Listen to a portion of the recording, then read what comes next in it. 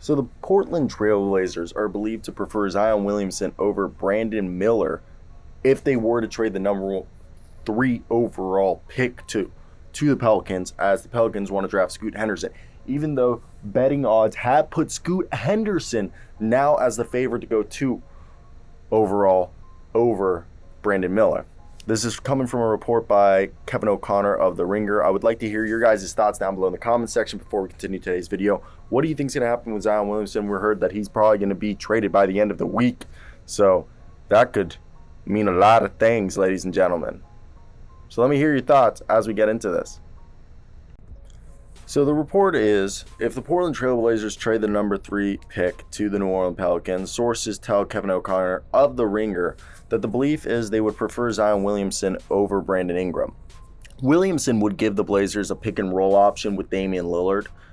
While Williamson has health and conditioning issues, his contract is protected in terms of guaranteed, so they would be able to move on from him with not as much of a dead cap if things were to go terribly wrong. But he represents more of an upside for the Blazers short-term and long-term than Ingram does.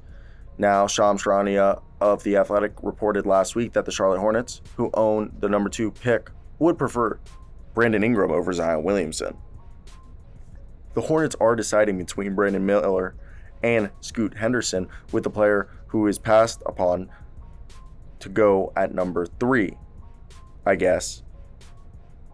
This makes no sense right there, that sentence. The Hornets are deciding between Brandon Miller and Scoot Henderson, with the player who is passed upon set up to go number 3, regardless of who is selecting. Okay, that makes better. Maybe I phrased it originally. But that's where I want to hear your guys' thoughts.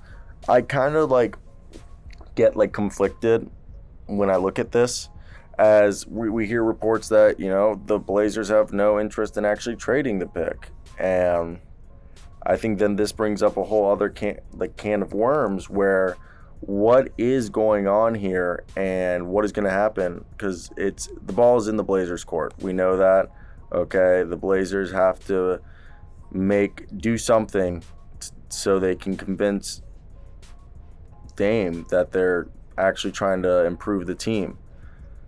With that being said, I know it does become hard for anyone who is hoping that they figure it out, or if they find a trade. The market for trades, let me tell you guys, I've been reporting on this all offseason, all year, because there's so much parity in the NBA, it brings up this juxtaposition, let's be honest, where we are seeing that NBA teams are wanting to hoard players because depth and team building continuity is kind of in right now, as these new cap rules are going to make it tough for teams to build super teams, or for super teams to stick around. So the idea of a super team being built, or multiple trades happening like we've seen in the past, it's very difficult, okay? It's very difficult, and that's where concern becomes, will it be possible that they can find players, because teams are being reluctant to trade players, okay?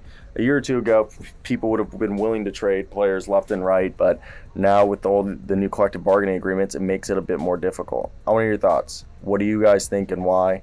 I think it's definitely interesting how this is all played out, as it's different. It's something we haven't seen before. Let me know your thoughts.